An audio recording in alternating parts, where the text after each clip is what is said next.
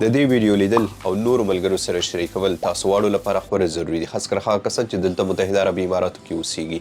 دوبۍ پولیس وایي چې که چیرې تاسو کې کم چاته واتساپ له لورې یا نورو ټولنیزو رسنیو له لورې د مخدره توکو خرڅلاو په اړه میسیجونه راغلل، بعضو کسانو ته راځي که نه، ما سره هم ځینې کسانو دا خبره شریکه کړې وه چې ځینې میسیجونه ما ته واتساپ له لارې راځي، خو دغه میسیجونه کوم چې د مخدره توکو خرڅلاو په اړه وي چې پکې لیکل شوي چې کوم څوک دغه توکي غواړئ او اخیستلو کې دلچسپي لرئ نو موږ سره تماس ونیسئ. دغه میسیجونه که د هرې ټولنیزې رسنۍ له لورې تا ته رالیږل شوي وي دې ته ځواب مه ورکوئ، ما ورسره تماس نیسئ او مه نورو کسانو سره شریکوئ.